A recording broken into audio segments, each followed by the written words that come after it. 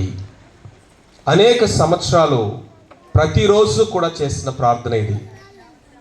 ఈ ప్రార్థనలో 3 విషయాలు ఉన్నాయి ప్రాముఖ్యమైనవి. మొట్టమొదటిది ఏంటంటే, నేను ఏది కాదో ఆ ప్రార్థన చెప్తుంది. రెండవది, నాకు ఏది అవసరమో ఆ ప్రార్థన చెప్తుంది. నాకు ఏది అవసరమో అది దొరికినప్పుడు నేను అల్టిమేట్గా ఏం పొందుకుంటానో ఆ ప్రార్థన చెప్తా ఉంది. మొట్టమొదటిగా ఆ ప్రార్థనలో ఏముందంటే, నేను ఏది కాదో అనేది వాస్తవంగా ప్రార్థన ఒప్పుకుంటుంది. అసతోమా, నేను అసత్యంలో ఉన్నాను. తమసోమా, నేను చీకటిలో ఉన్నాను. మృత్యోర్మా, నేను మరణంలో ఉన్నాను. ఇది నా వాస్తవ స్థితి. ప్రార్థన చెప్తున్న సత్యం. నాకు ఏమి కావాలో ఆ ప్రార్థన చెప్తా ఉంది. అసత్యంలో ఉన్న నాకు సత్యం కావాలి, చీకట్లో ఉన్న నాకు వెలుగు కావాలి, మృత్యువులో ఉన్న నాకు అమృతంగం, అంటే అమృతం అన్న మాటకి మృతము లేనటువంటి, మరణము లేనటువంటి స్థితి, అంటే నిత్య జీవం కావాలి. ఇవి 3 నాకు దొరికిన రోజున నా ఆత్మకు, నా ప్రాణానికి శాంతి అల్టిమేట్గా దొరుకుతుంది.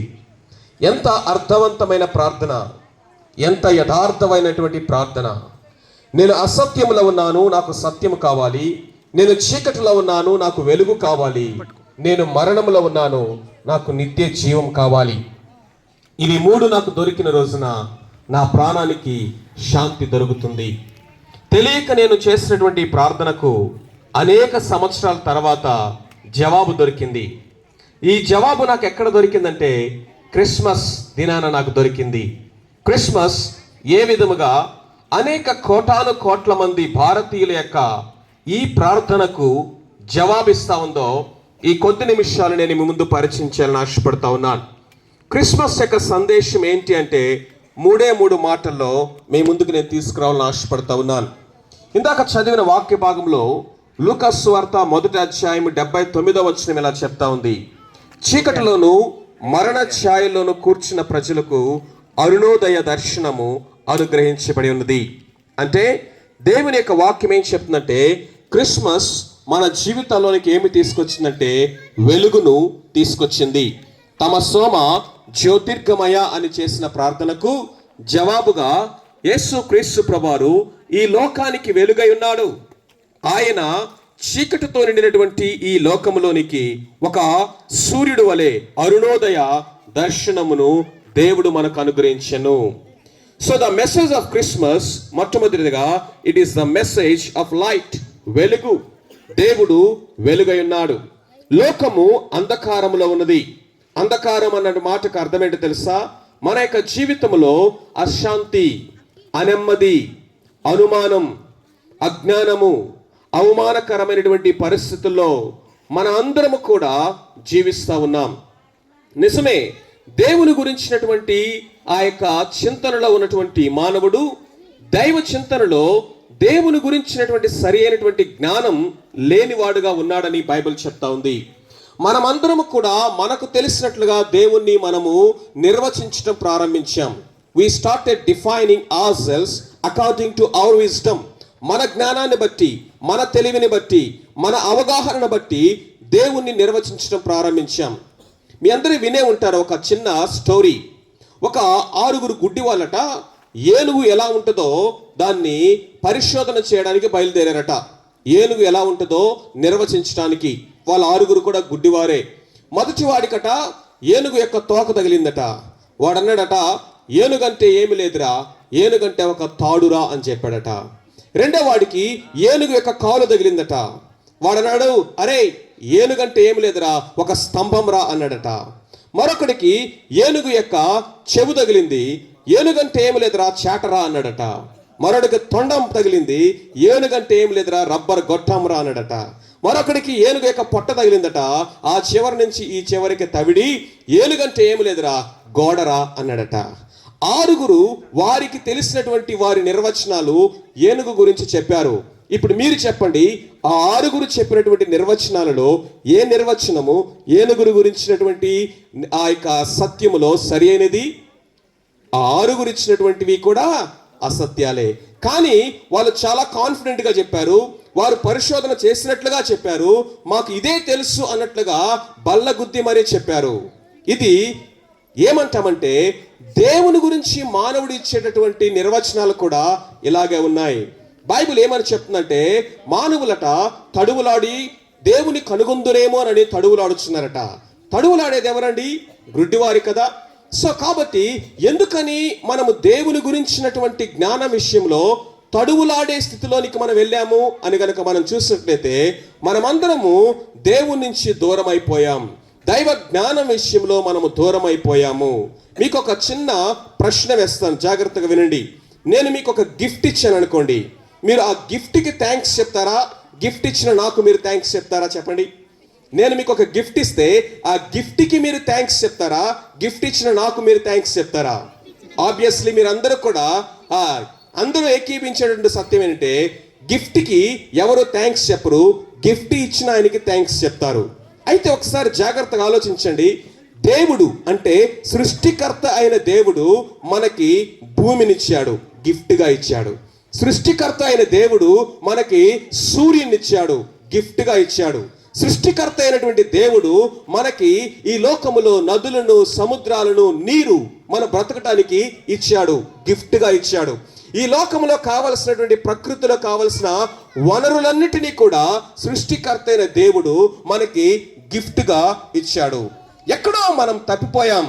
ఈ దైవ చింతన విషయంలో సృష్టికర్త అయినటువంటి ఈ యొక్క గిఫ్ట్ని ఇచ్చినటువంటి దేవుని మనం మర్చిపోయి సృష్టినే దేవుడని మనము పూజిస్తా ఉన్నామని బైబిల్ చెప్తా ఉంది. సృష్టికర్త వేరు, సృష్టి వేరు. మై డియర్ ఫ్రెండ్స్, ప్రియమైన వారులారా జాగ్రత్తగా వినండి. సృష్టికర్త వేరు, సృష్టి వేరు.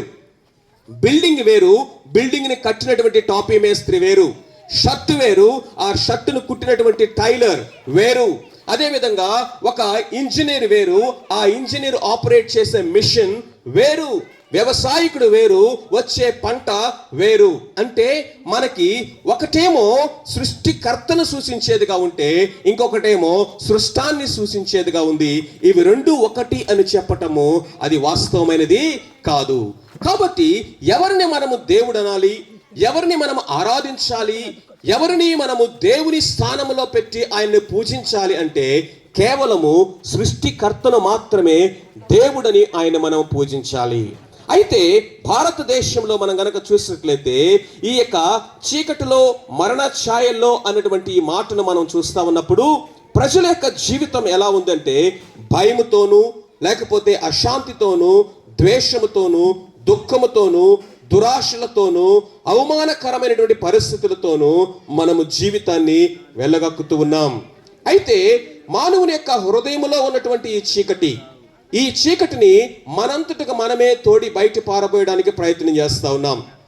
మంచి కార్యాలు చేసి, దాన ధర్మాలు చేసి, పూజలు పునస్కారాలు చేసి, యజ్ఞాలు, లేకపోతే అనేక రకాలైనటువంటి మంచి పనులు చేసి మనలో ఉన్నటువంటి చీకటిని మనము తోడి బయట పారబోసినట్లుగా చేసే ప్రయత్నాలు ఎలా ఉంటే ఒకసారి ఊహించండి. ఒక గది నిండా చీకటి ఉందనుకోండి, మీకు ఒక బకెట్ ఇచ్చి ఆ గదిలో ఉన్న చీకటి మొత్తాన్ని కూడా తోడి బయట పారబోయండి అని చెప్పాను అనుకోండి. ఎంతమంది కావాలి మీకు? ఎన్ని బకెట్లు కావాలి? ఎంత సమయం కావాలి చెప్పండి.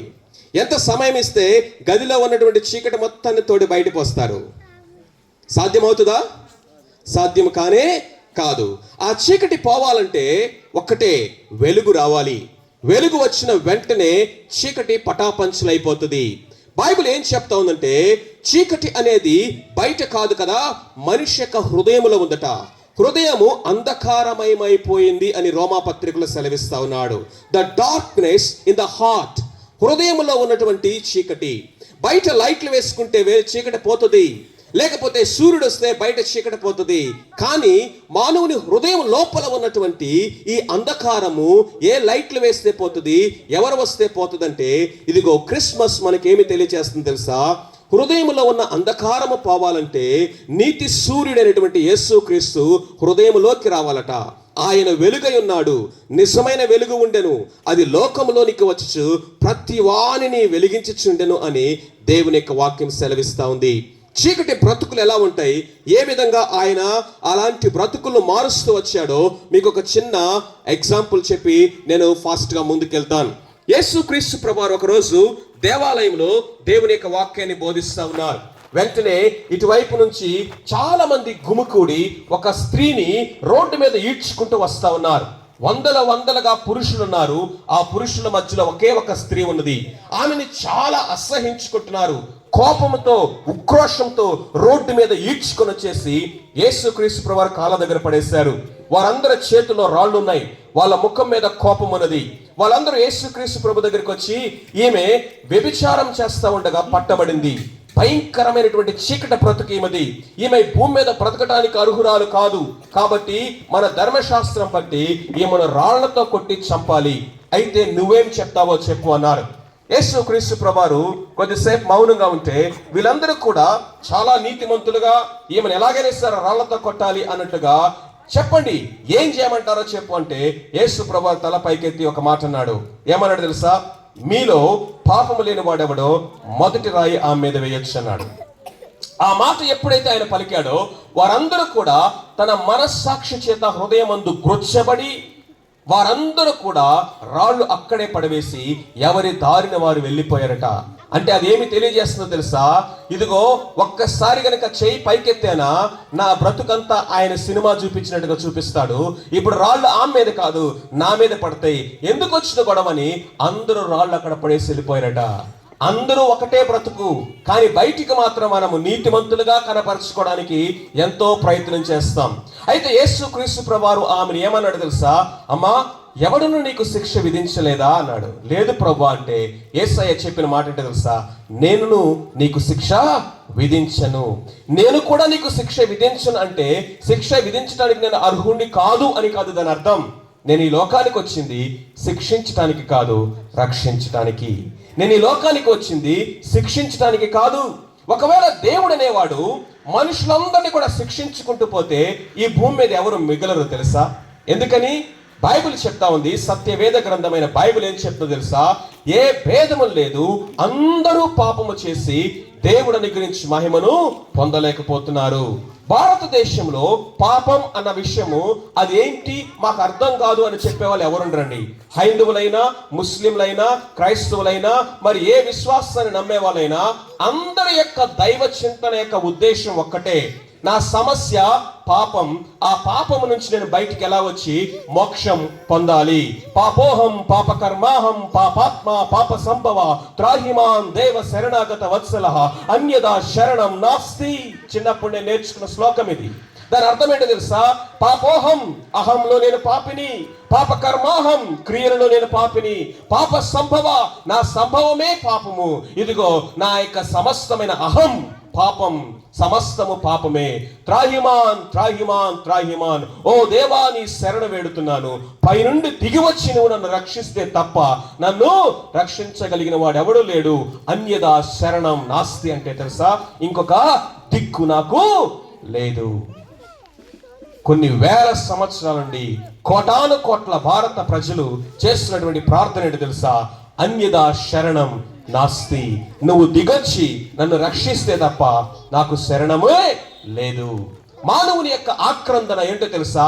పైనుండి రక్షకుడు దిగివచ్చి నన్ను రక్షిస్తాడేమో. అలా పైనుండి దిగివచ్చిన వాడు శిక్షించడం గనక ప్రారంభిస్తే, ప్రియమైన వాళ్ళారా జాగ్రత్తగా వినండి. ఒక పేషెంట్ బాగా చావు బ్రతుకుల మధ్య ఉంటే అతన్ని హాస్పిటల్ తీసుకెళ్ళాం. డాక్టర్ గారు కాళ్ళు పట్టుకొని, ఎంత డబ్బైనా పర్వాలేదండి, ఎంత ఖర్చు అయినా పర్వాలేదు, ఇదిగో మా అబ్బాయిని బ్రతికించండి అని తల్లిదండ్రులు కాళ్ళ మీద పడ్డారు. అక్కడ డాక్టర్ గారు అన్నారట, 5 నిమిషాలు టైం నాకు ఇవ్వండి, ఇదిగో ఈయన రోగాన్ని నేను తీసేస్తాను, మీ ప్రాబ్లమ్ ని సాల్వ్ చేస్తానన్నట. 5 నిమిషాల తర్వాత ఆయన ఆపరేషన్ థియేటర్ నుంచి బయటకు వచ్చి, పోండి రోగం పోయింది అన్నాడట. వెంటనే వీళ్ళందరూ ఆశ్చర్యపడి, 5 నిమిషాల్లో రోగం తీసేసావా? ఎలా జరిగింది సార్, ఏం చేశారు మీరు అంటే ఆయన చాలా కాన్ఫిడెంట్ గా అన్నాడట, రోగిని చంపేశా, రోగితో పాటు రోగం కూడా పోయింది పొండి అన్నాడట. రోగిని చంపేశా, రోగితో పాటు రోగం కూడా పోయింది పొండి అంటే, చెప్పండి మీరందరూ ఆయన తెలివికి చప్పట్లు కొడతారా, లేకపోతే కాలర పట్టుకొని నిలదీస్తారా? చెప్పు తీసుకొని కొడతారు కదా. వైద్యుడు రోగాన్ని చంపాలి, రోగిని బ్రతికించాలి. వైద్యుడు రోగాన్ని చంపాలి, రోగిని బ్రతికించాలి. దేవుడు పాపాన్ని చంపాలి, పాపిని బ్రతికించాలి. మానవుడిలో ఉన్న దుష్టత్వాన్ని తీసివేసేవాడు దుష్టుడైన మానవుణ్ణి శిష్టుడుగా అంటే మంచివాడిగా చేయగలిగిన శక్తి కలిగిన వాడే రక్షకుడు దేవుడు. కాబట్టి యేసుక్రీస్తు ప్రభువారు ఎందుకు ఈ భూమి మీదకి వచ్చాడయా అంటే, ఇదిగో నశించిన దానిని వెదకి రక్షించుటకు, నశించిన దాన్ని వెదకి రక్షించుటకు ఆయన లోకానికి వచ్చాడు, కానీ శిక్షించడానికి కాదు. పాపములో వ్యభిచారములో పట్టబడి ఇదిగో మరణపు అంచుల దాకా వెళ్ళి భయంకరంగా పిచ్చి కుక్కను కొట్టినట్టుగా రాళ్లతో కొట్టి చంపడానికి సిద్ధమైపోయి మరణపు అంచుల దాకా వెళ్ళినటువంటి ఆ యొక్క స్త్రీని ఆయన కనికరించి అమ్మా అని పిలిచాడండి. అమ్మా అని పిలిచాడట. ఆమె తన యొక్క జీవితంలో అలాంటి ప్రేమ, అలాంటి మధురమైనటువంటి అలాంటి స్వరాన్ని ఎన్నడూ వినలేదట. అందుకని తెలుగులో ఒక పాట ఉంటుంది కదా, ఏంటి ఆ పాట? అమ్మాని పిలిచావ ప్రభువా, అది ఎన్నడూ వినని పిలుపు, నన్నెవ్వరూ పిలువని పిలుపు. నేనెన్నడూ వినలేదు ఆ పలుకును, నన్నెవ్వరూ పిలవలేదు ఆ పిలుపుతో. మొట్టమొదటిసారిగా నన్ను అమ్మా అని పిలిచింది నా ప్రభు. ఆయన ప్రేమ ఎంత గొప్పదో చూడండి. నశించిన దాన్ని వెదకి రక్షించుటకు ఆమె యొక్క చీకటి జీవితాన్ని వెలుగుమయముగా చేశాడు. ఆ చీకటి నుండి వెలుగులోనికి తీసుకుని వచ్చాడు. ఆమెకు ఒక నూతన జీవితాన్ని ఇచ్చాడు. ఇక ఎన్నడూ కూడా ఆ పాపం వైపు తిరిగి చూడకుండా అసహించుకునేటటువంటి శక్తిని, సామర్థ్యాన్ని ఆమెకి దేవుడిచ్చాడు.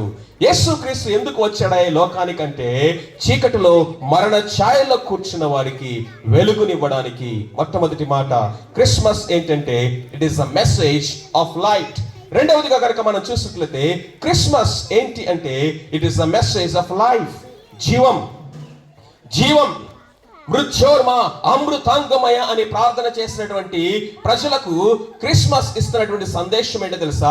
ఇదిగో నేను మరణములో ఉన్నాను, నాకు జీవం కావాలని అడిగిన నీకు క్రిస్మస్ ఇస్తున్న సమాధానము ఏంటో తెలుసా? యోహాను సువార్త 10వ అధ్యాయం 10వ వచనములో, గొర్రెలకు జీవము కలుగుట్టుకును, అది సమృద్ధిగా కలుగుట్టుకు నేను వచ్చి ఉన్నాను. ఎందుకు వచ్చానయ్యా నేనంటే సమృద్ధి అయిన జీవాన్ని నా ప్రజలకు ఇవ్వడానికి. సమృద్ధి అయిన జీవం అంటే ఏంటి అన్న మాటని ఒక విషయం నేను మీకు తెలియచేసి నేను ముందుకెళ్తాను. చూడండి, ఒక పక్షవాయు రోగం కలిగిన వాడు అక్కడ పడి ఉన్నాడట. పక్షవాయు రోగం కలిగిన వ్యక్తి, పారాలిటిక్ మ్యాన్. అతని దగ్గరికి ఒక పాము వస్తా ఉంది, ఒక కోబ్రా, నల్ల త్రాసు పాము. అది బొస్సలు కొట్టుకుంటూ వస్తా ఉంది, అతని దగ్గరికే వస్తా ఉంది. పాము దగ్గరికి వస్తుందని తనకు తెలుసు, ఎందుకంటే కళ్ళు పనిచేస్తున్నాయి. కాటేస్తుంది, అది కాటేస్తే నేను చచ్చిపోతానని కూడా తెలుసు, ఎందుకంటే మైండ్ పనిచేస్తా ఉంది. నేను లేవాలి, పరిగెత్తాలి, పాము కాటును తప్పించుకోవాలనే ఆశ ఉంది, పరిగెత్తాలనిపిస్తా ఉంది. కానీ అతడు లేవలేడు, పరిగెత్తలేడు, పాము కాటును తప్పించుకోలేడు. ఎందుకంటే అతడు బ్రతికే ఉన్నాడు, కానీ అతడు పక్షవాత రోగము కలిగిన వ్యక్తి. అతని దగ్గరకు పాము రానే వచ్చింది, అతను కాటేసింది, అతడు పడి చనిపోయాడట. మిమ్మల్ని అందరినీ ఒక ప్రశ్న అడుగుతాను, మళ్ళీ చెప్పండి. పాము అతని కాటు వేయక ముందు అతనిలో జీవం ఉందా లేదా? జీవం ఉందా లేదా? ఉంది. కానీ ఆ జీవము ఇదిగో తనని తరుముకుంటూ వస్తున్నటువంటి మరణాన్ని, తన దగ్గరకే వస్తున్నటువంటి ఆ యొక్క విషపూరితమైనటువంటి ఆ పాము నుండి, ఆ పాము కాటు నుండి, ఆ మరణము నుండి లేచి పరిగెత్తి తప్పించుకోగలిగినంత సమృద్ధిగా అతనిలో లేదు. మనిషి యొక్క జీవితం కూడా ఇలాగే ఉంది. అనేక రకాలైనటువంటి చెడు అలవాట్లు అనేటువంటి ఆ విష సర్ప కోరల నుంచి అనేక మందికి తెలుసు, ఇదిగో ఈ యొక్క ఆల్కహాల్, ఈ యొక్క మందు తాగితే నా యొక్క లివర్ పాడైపోతుంది, లివర్ తో పాటు లైఫ్ పాడైపోతుంది, లైఫ్ తో పాటు కుటుంబం పాడైపోతుంది, పిల్లలు విచ్ఛిన్నమైపోతారు, కుటుంబం సర్వనాశనం అయిపోతుందని వాళ్ళకు తెలుసు. అది ఒక కాటు వేసే విషసర్పములాగా దగ్గరికి వస్తా ఉంది అని తెలుసు, కానీ దాన్ని మానటం నా వల్ల కావట్లేదు అని కొన్ని వేల మంది చెప్తున్నటువంటి సంగతి. ఆ గుట్కా వేసేవాడికి తెలుసు, బాక్స్ మీదే ఉంటది ఇంత పెద్ద పుండు, ఆ నోట్లో పుండు వచ్చినటువంటి ఒక బొమ్మ వేస్తుంటుంది దాని మీద. అంటే అర్థం ఏంటో తెలుసా, ఇది నోట్లో వేసుకుంటే ఇలాంటి క్యాన్సర్ నీకు వస్తుంది, క్యాన్సర్ తో నువ్వు చస్తావు అని ఆ బాక్స్ మీదే వర్తమానం ఉంది. కానీ ఆ గుట్కా వేసుకున్న వారికి, ఆ ఖైనీ వేసుకున్న వారికి అది విషపూరితమైనటువంటి సర్పంలాగా ఒక క్యాన్సర్ రోగం రూపంలో వస్తుందని తెలిసినా కానీ దానికి బానిస అయిపోయి నేను లేచి పరిగెత్తలేని స్థితిలో ఉన్నానన్నట్లుగా దానికి నో అని చెప్పలేకపోతా ఉన్నారు.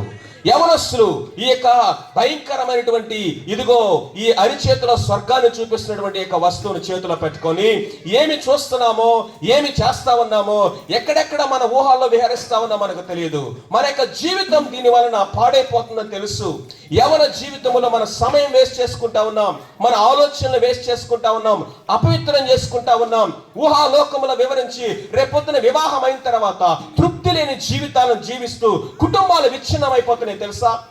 దీని వలన నాకు తెలుసు ఎన్ని కుటుంబాలు భయంకరమైనటువంటి విచ్ఛిన్నమైన స్థితిలోకి వెళ్తా ఉన్నాయో.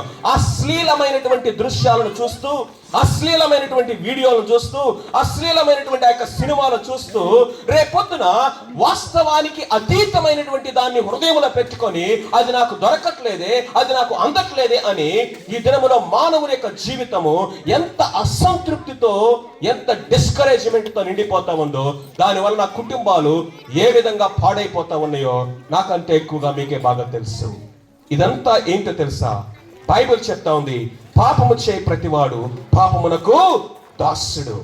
ఈ పాపం మానవుని యొక్క జీవితంలో నుంచి జీవాన్ని తీసేసింది, మానవుని యొక్క జీవితంలో నుంచి నిత్య జీవాన్ని తీసేసింది, నిత్య జీవమైనటువంటి దేవునికి దూరం చేసేసింది. అందుకనే ఆ దూరం అయిపోయినటువంటి మానవుని వెతుక్కుంటూ తిరిగి మరలా జీవాన్ని ఇవ్వడానికి, పాపాన్ని అసహించుకునే శక్తిని, సామర్థ్యాన్ని ఇవ్వడానికి యేసు క్రీస్తు ప్రభువారు ఈ లోకానికి వచ్చాడు. అందుకనే ఆయన అంటున్నాడు, నేనే జీవమును, నేనే పునరుద్ధానమును, నా యందు విశ్వాసం ఉంచిన వాడు చనిపోయినను తిరిగి లేస్తాడు. 4 రోజులు అయిపోయింది చనిపోయి, ఆ యొక్క శవాన్ని ఆ యొక్క సమాధిలో పెట్టేశారు. 4 రోజులు అయిపోయిన తర్వాత యేసయ్య వచ్చాడు. వాళ్ళందరూ ఏడుస్తా ఉన్నారు, అయ్యా టూ లేట్, ఆలస్యం అయిపోయింది, ఇప్పుడు వచ్చావు, ఇంకేం చేస్తాము, సమాధిలో పెట్టేసి కూడా 4 రోజులు అయిపోయింది, శవం కుళ్ళిపోయింది. అంటే యేసు ప్రభువు ఏమన్నాడు తెలుసా, నా యందు విశ్వాసం ఉంచిన వాడు పునరుద్ధానం అంటే ఎలా ఉంటుందో, జీవం అంటే ఎలా ఉంటుందో చూపిస్తాను రా అని లాజరస్ బయటికి రా అని పిలవగానే ప్రేత వస్త్రములు ధరించుకొని ఆ యొక్క శవము నడుచుకుంటూ బయటకు వచ్చిందంట. అలాంటి అద్భుతం ఈ ఊర్లో మళ్ళీ జరగాల్సిన అవసరంలా. ఎందుకో తెలుసా, మీరు చెప్తాను, జాగ్రత్తగా వినండి. నేను ఉంచున్నటువంటి నేను ఆ కుళ్ళిపోయిన శవము కంటే దారుణమైన బ్రతుకు నాది. ఎంతో అసహ్యమైన బ్రతుకు బ్రతికాను, అపవిత్రమైన బ్రతుకు బ్రతికాను. ఆ కుళ్ళిపోయిన శవమైనా సరే 2 రోజులు కంపు కొట్టి ఆ తర్వాత కంపు ఆగిపోతుందేమో, కానీ నా హృదయంలో నుంచి, నా బ్రతుకులో నుంచి వచ్చిన దుర్గంధము, ఆ పాపము ఎంతో అసహ్యకరమైనది. అలాంటి అసహ్యకరమైనటువంటి ఈ బ్రతుకును ఈరోజు మీ ముందు నిలబెట్టాడు, చూసాడా? అది ఎంత గొప్ప అద్భుతం అంటే, ఆ రోజు కుళ్ళిపోయిన శవాన్ని సమాధిలో నుంచి బయటికి పిలిచిన అద్భుతము కంటే ఈ అద్భుతము కొన్ని వేల రెట్లు గొప్పది తెలుసా. అలాంటి బ్రతుకులను ఎంతో మందిని యేసుక్రీస్తు ప్రభువారు మార్చారు. ఇది ఏంటో తెలుసా, మరణములో నుండి జీవం. అలాంటి జీవాన్ని ఇవ్వడానికి యేసుక్రీస్తు ప్రభువారు ఈ లోకానికి వచ్చారు. ఫైనల్లీ 3వ మాట చెప్తున్నాను, యేసు ప్రభువారు ఎందుకు వచ్చారయ్యా ఈ లోకానికంటే, మొట్టమొదటిగా మనం చూసాము, ఇదిగో నేను చీకటిలో ఉన్నాను, నాకు వెలుగు కావాలంటే యేసయ్య చెప్పాడు, నేను వెలుగును, ఈ లోకాన్ని వెలిగించడానికి వచ్చాను. రెండవది, నేను మరణంలో ఉన్నాను, నాకు జీవం కావాలి అంటే యేసు ప్రభువారు చెప్పారు, ఇదిగే నేనే నిత్య జీవమును, ఎవరైతే నా యందు విశ్వాసం ఉంచుతారో వారందరికీ కూడా ఆ నిత్య జీవాన్ని నేను ఉచితముగా బహుమానముగా అనుగ్రహిస్తానని చెప్పాడు. అండ్ ఫైనలీ యేసుక్రీస్తు ప్రభువారు లోకానికి ఎందుకు వచ్చారు? What is the message of Christmas అంటే, it is the message of love, message of love, message of light, message of life and message of love, ప్రేమ. దేవుడు లోకమును ఎంతో ప్రేమించును. యోహాను సువార్త 3:16 మనం ఏం చూస్తామంటే, for God so love the world, దేవుడు లోకమును ఎంతో ప్రేమించును. ఎంతగా దేవుడు లోకాన్ని ప్రేమించాడయ్యా అంటే, ఒక ఇంగ్లీష్ రైటర్ చాలా అద్భుతమైనటువంటి ఒక పోయం రాశాడు దేవుని ప్రేమను గురించి. పిల్లలు జాగ్రత్తగా వినండి, ఈ స్టోరీ మీకే. దేవుడు ప్రేమ ఎంత అద్భుతమైనదో ఆయన ఇలా రాస్తూ వచ్చాడు. ఏమని రాశాడు తెలుసా? ఆకాశమే గనక తెల్లని కాగితం అయితే, ఏంటట, ఆకాశమంతా కూడా తెల్లని కాగితం అయితే, సముద్రములో ఉన్న నీళ్ళన్నీ కూడా ఇంక్ అయితే, భూమి మీద ఉన్న చెట్లన్నీ కూడా పెన్నులైతే, మనుషులందరూ కూడా కవులైతే, మనుషులందరూ కూడా కవులైపోయారట, చెట్లన్నీ కూడా పెన్నులైపోయినాయట, సముద్రంలో ఉన్న నీరంతా కూడా ఇంక్ అయిపోయిందట, ఆకాశమే తెల్లని కాగితమైందట. ఇప్పుడు ఈ మనుషులందరూ కూడా కవులైపోయి చెట్లు అనే పెన్నులు తీసుకొని సముద్రంలో ఉన్న నీరుని ఇంకుతో నింపుకొని ఆకాశం అనే తెల్లని కాగితం మీద దేవుని ప్రేమను గురించి వివరించడం కనుక ప్రారంభిస్తే, ఆ దేవుని యొక్క ప్రేమ ఎంత గొప్పదంటే, వారు వివరిస్తూ వివరిస్తూ వివరిస్తూ రాస్తా ఉంటే ఆకాశం అనే తెల్లని కాగితం అంతా కూడా నిండిపోతుందట, సముద్రంలో నీళ్ళన్నీ కూడా ఇంకిపోతాయట, మనుషులందరూ కూడా రాసి రాసి రాసి రాసి రాసి అలసిపోతారట. అయినా గాని దేవుని యొక్క ప్రేమ యొక్క ఉపోద్ఘాతము కూడా అయిపోదట. ఏంటంట? దేవుని ప్రేమ యొక్క ఇంట్రడక్షన్ కూడా అయిపోదట. వస్తుందండి జనరేటర్.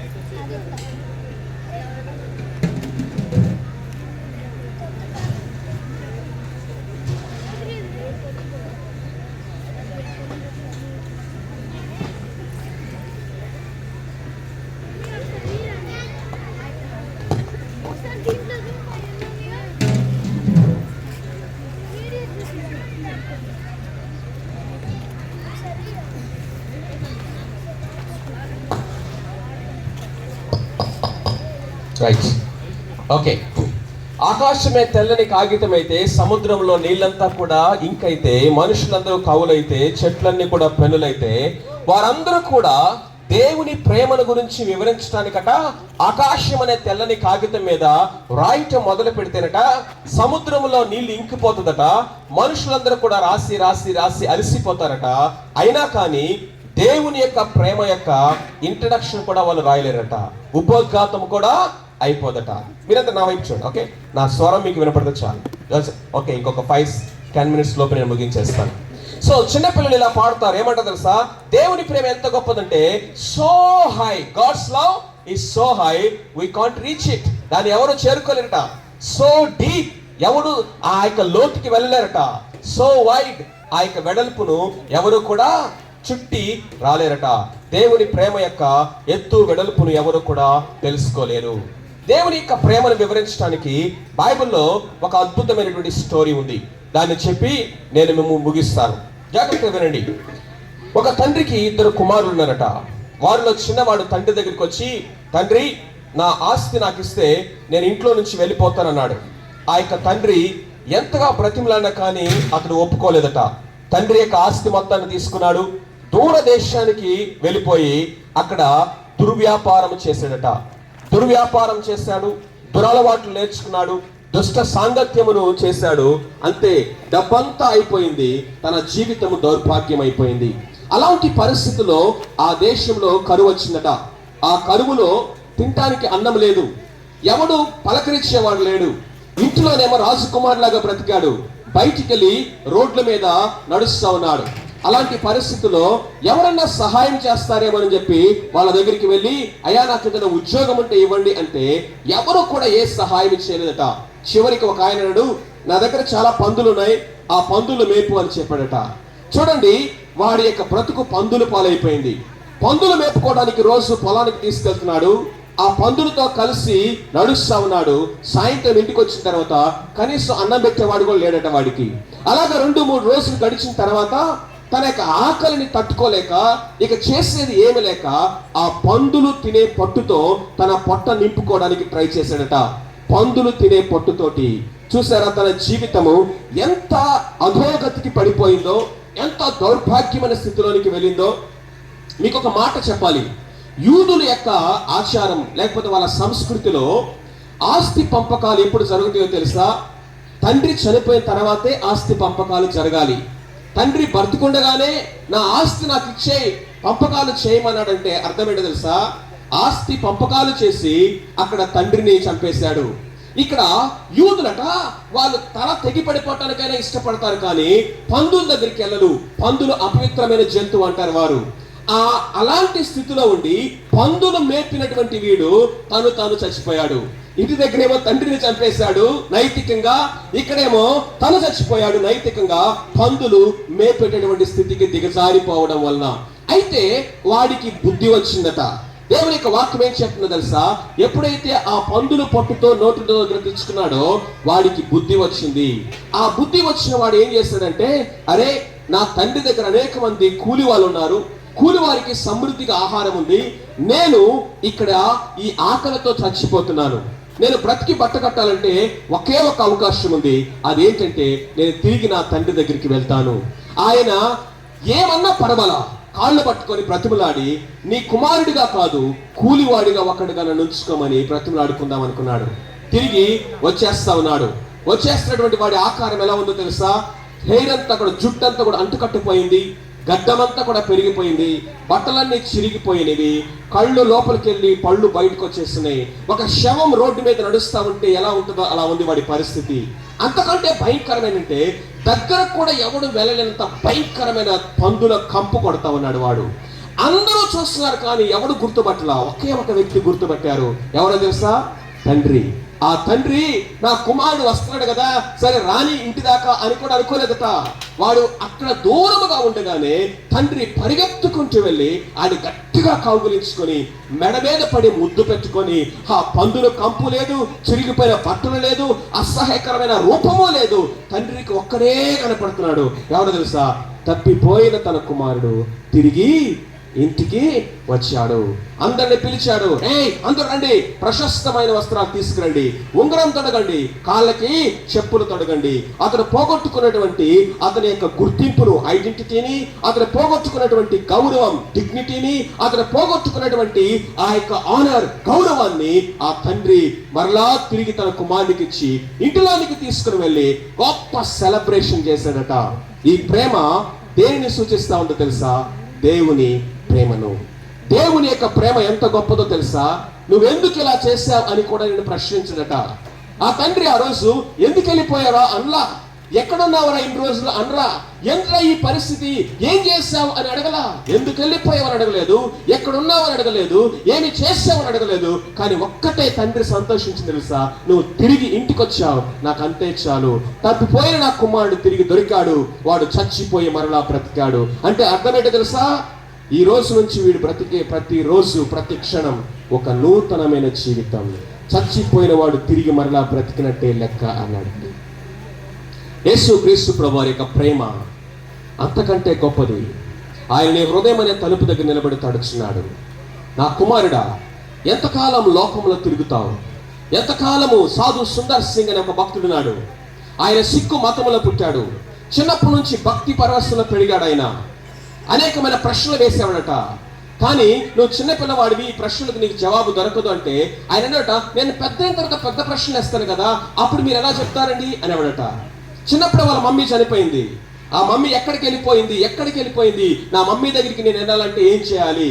దైవ చింతనలో, దైవాన్వేషణలో ఒకరోజు ఆయన 3 రోజులు నేను ప్రార్థన చేస్తాను తలపేసుకొని, నిజమైన దేవుడు ఎవరో నాకు కనపడాలి, లేకపోతే ఈ హౌరా మేలు కింద పడిపోయి నేను చచ్చిపోతానని తీర్మానం చేసుకొని తలపేసుకొని అన్నపానాలు మానేసి ప్రార్థన చేస్తున్నాడట.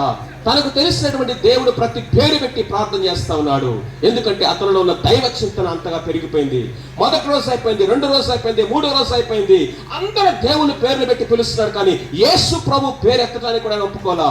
ఆయన ఎలాంటి వాడు తెలుసా? చదివింది క్రైస్తవ స్కూల్లో అయినప్పటికీ కూడా ఆ క్రైస్తవ టీచర్ మీద బురద నీళ్లు, పేడ నీళ్లు కొట్టేవాడట. బైబిల్ను తీసుకొని మొత్తాన్ని చింపి కిరోసిన్ బస్ తగలబెట్టినటువంటి వాడు. అలాంటి వాడు యేసు ప్రభు పేరు ఇంకేం చెప్తాడు?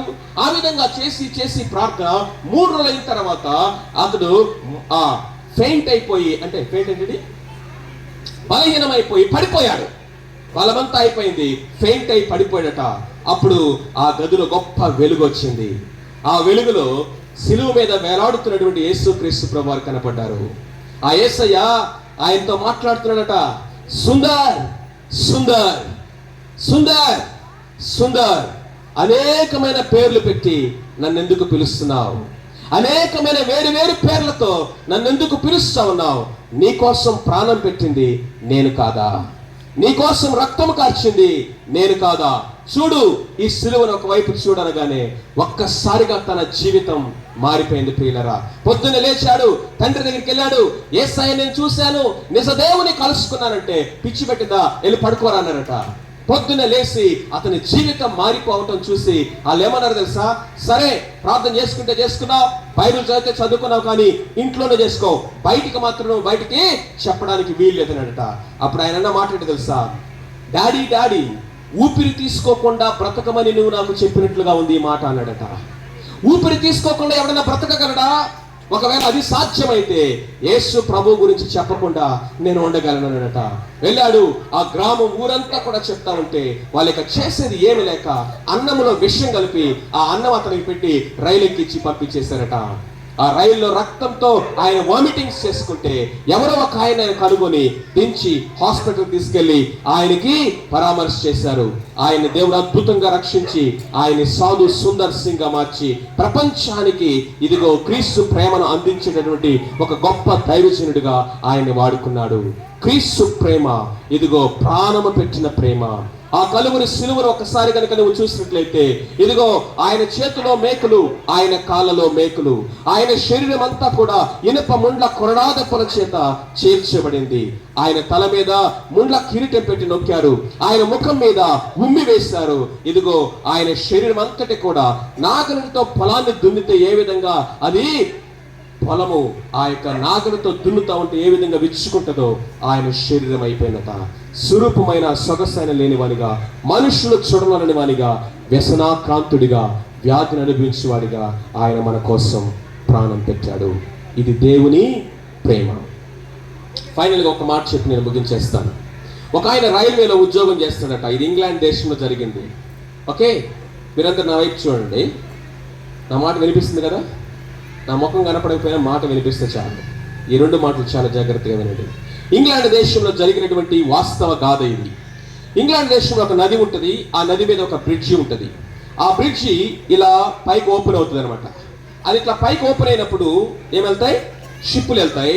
అది క్లోజ్ అయినప్పుడు దాని మీద నుంచి ట్రైన్స్ వెళ్తాయి అనమాట. క్యాంటిలివర్ బ్రిడ్జెస్ అంటారు వాటిని. సో అది ఇలా మూవ్ అవుతుంది అనమాట. సో అది మొత్తాన్ని ఆపరేట్ చేయడానికి అక్కడ ఒక ఇంజనీర్ని పెట్టారు.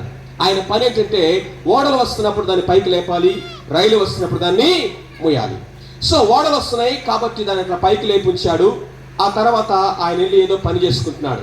ఆ రోజు సెలవు దినం కాబట్టి వాళ్ళ అబ్బాయి కూడా వాళ్ళ డాడీ దగ్గరికి వెళ్ళి ఆడుకుంటా ఉన్నాడు అక్కడ. సో బ్రిడ్జ్ ఏమో ఓపెన్ అయ్యింది. అటు నుంచి చూస్తేనేమో రైలు బండి వస్తా ఉంది.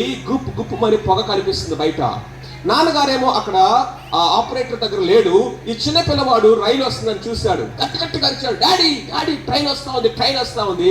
డాడీ అక్కడ లేడు. ఇప్పుడు ఆ ట్రైన్ కనుక వస్తే ఆ నదిలో బోగీలన్నీ కూడా కుప్పలు కుప్పలుగా పడిపోతుంది. కొన్ని వేల మంది చచ్చిపోతారు ఆ రోజు అక్కడ. ఈ అబ్బాయి ఏం చేయాలి అర్థం కావట్లా. సరే అనుకున్నాడు, ఇట్లాంటి ఒక బాక్స్ ఉంటుంది, దాన్ని ఇట్లా ఓపెన్ చేసి అక్కడ ఉన్నటువంటి ఆ లివర్ని పుల్ చేయటమే కదా. డాడీ రోజు చేసేదే కదా, నేనే చేసేద్దాం అని చెప్పేసి పరిగెత్తుకుంటూ వెళ్ళి ఆ బాక్స్ ఇట్లా ఓపెన్ చేసి ఆ లీవర్ని పుల్ చేస్తున్నాడు. కానీ తన శక్తి, తన సామర్థ్యం సరిపోలా. సో ఈ అబ్బాయి ఎప్పుడైతే అక్కడ నుండి దాన్ని అట్లా పుల్ చేస్తా ఉన్నాడో అప్పుడు డాడీ చూశాడు. ట్రైన్ వస్తా ఉంది, ఈ ఒక్కగానొక్క కొడుకేమో అక్కడ నుండి దాన్ని పుల్ చేస్తూ చేస్తూ టపామని దాంట్లో పడిపోయాడు. ఈ అబ్బాయి దాంట్లో పడిపోయాడు. రైలు ఏమో వస్తా ఉంది, ఆల్మోస్ట్ బ్రిడ్జ్ యొక్క దగ్గరికి వచ్చేసింది. ఇప్పుడు ఈ తండ్రి ఏం చేయాలో అర్థం కావట్లా. ఒకవేళ కనుక ఆ యొక్క లీవర్ని పుల్ చేశాడా, వెంటనే ఆ బ్రిడ్జ్ క్లోజ్ అయిపోతుంది. తన ఒక్కగానొక్క కుమారుడు చచ్చిపోతాడు. పరిగెత్తుకుంటూ వెళ్ళి తన కుమారుని రక్షించుకుందామా, ఆ యొక్క బ్రిడ్జ్ మీద రైలు అంతా మొత్తం పడిపోయి కొన్ని వేల మంది శవాలు నదిలో తేలుతాయి. ఏం చేయాలి, ఇప్పుడు ఏం చేయాలి? తలబట్టుకుంటున్నాడు, గట్టిగా అరుస్తున్నాడు. ఏం చేయాలో అర్థం కాల. ట్రైన్ చాలా దగ్గరికి వచ్చేస్తా ఉంది. ఒక్కసారిగా గట్టిగా కళ్ళు మూసుకొని పిచ్చి కేక వేస్తూ ఆ లీవర్ని పుల్ చేసేసాడు.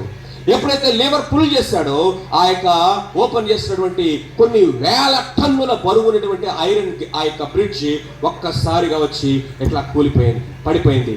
ఎప్పుడైతే ఆ బ్రిడ్జ్ ఆయన మీద పడిందో ఊహించండి, కేవలం ఒక ఒక ఒక ఒక మ్యాంగో కానీ లేకపోతే ఒక యాపిల్ కాయని కనుక స్క్వాష్ చేస్తే జ్యూస్ ఎలాగైపోతుందో ఆ చిన్న పిల్లవాడు ఆనవాళ్ళు కూడా లేకుండా జ్యూస్ అయిపోయాడు కింద. తండ్రి గట్టిగా ఏడుస్తున్నాడు, జుట్టు పీక్కుంటున్నాడు, బట్టలు చింపుకుంటున్నాడు, కేకలు వేస్తా ఉన్నాడు. రైలు బండి ఇట్లా వెళ్తా ఉంది. ఆ రైల్లో ఉన్న వాళ్ళు ఏం చేస్తున్నారు తెలుసా? కొంతమంది పేకాట ఆడుకుంటున్నారు, కొంతమంది అంత్యాక్షరి ఆడుకుంటున్నారు, కొంతమంది డ్రగ్స్ తీసుకుంటున్నారు, కొంతమంది పడుకొని నిద్రపోతున్నారు, మరి కొంతమంది ఆకాశంలో చూస్తూ ఒంటరితనంలో ఉన్నారు. మరి కొంతమంది ఎవరు పిచ్చోడు ఇక్కడికి వచ్చి ఇట్లా గట్టిగా ఏడుస్తున్నాడని ఆయన వైపు ఆశ్చర్యంగా చూస్తూ ఉన్నారు. లోకం ఎలా ఉందో తెలుసా? యేసు క్రీస్తు ప్రభువు ఈ లోకానికి వచ్చి కలువరి సిలువలో మనందరి కొరకు ప్రాణం పెట్టి మనందరి యొక్క పాప పరిహారార్థమై ఆయన పరిశుద్ధ రక్తాన్ని చిందించి ఆ కలువరి సిలువ మీద ఆయన నల్లగొట్టబడగా లోకమంతా ఎట్లా ఉందంటే మాకు ఏమి చింతన లేదన్నట్టుగా ఉంది. కానీ ఆ రోజు ఆ తండ్రి యొక్క హృదయాన్ని ఒకసారి ఆలోచించండి. తన సొంత కుమారుని బలిగా ఇచ్చాడు. ఆ తండ్రి తన కుమారుని ఎందుకు బలి చేశాడు తెలుసా? ఒక్క కుమారుని బలి ఇవ్వటం ద్వారా ఆ ట్రైన్లో ఉన్న వాళ్ళందరూ బ్రతికారు. ఆ ట్రైన్లో ఉన్న వాళ్ళందరూ బ్రతికారు. దేవుడు లోకమును ఎంతో ప్రేమించాను కాగా ఆయన తన అద్వితీయ కుమారుని మన కొరకు కలువరి సిలువలో బలిగా అర్పించాడట. ఎందుకో తెలుసా? ఆ కుమారుని యొక్క రక్తము ద్వారా పాప పరిహారార్థము జరిగి మనమందరము కూడా మరణములో నుంచి జీవములోనికి దాటాలని. కుమారుణ్ణి అంగీకరించేవాడు నిత్య జీవము కలవాడు. నాకు యేసు ప్రభువు వద్దు అంటే ఈ లోకంలో ఇంకా నీకు ఆధారం, మరొక ఆశ్రయం, మరొక సొల్యూషన్ లేదు. ప్రియులారా, 25 సంవత్సరాల క్రితం ఇలాంటి సత్యం నాకు వినపడింది. దేవుడు యేసయ్య అంటే బూతులు తిట్టేవాడిని, పాస్టర్లు అంటే అసహించుకునేవాడిని, క్రైస్తవులంటే గేలి చేసేవాడిని, బైబిల్ అంటే హేళన చేస్తూ అపహాస్యం చేసేవాడిని, దేవుడు లేడు దయ్యం లేడని వాదించేవాడిని. అలాంటి పరిస్థితిలో ఉన్నటువంటి నా జీవితంలోకి 25 సంవత్సరాల క్రితం అరుణోదయ దర్శనము, జీవపు వెలుగైన యేసు ప్రభువారు ఈ హృదయాన్ని వెలిగించాడు. కాబట్టి ఈరోజు నేను మీ ముందు నిలబడి ఇంత ధైర్యంగా చెప్పగలుగుతున్నాను. మానవుని యొక్క సమస్య పాపం. దేవుడిచ్చినటువంటి ఏకైక పరిష్కారం ప్రభు అయిన యేసుక్రీస్తు రక్షకుడు. ఆ రక్షకుడు నాకు వద్దు అంటే వేరొక పరిష్కారం లేదు. ఏ నిర్ణయం తీసుకుంటామో మీ ఇష్టం. తలలో వంచండి, ప్రార్థన చేసుకుందాం. దయచేసి తలలో వంచండి.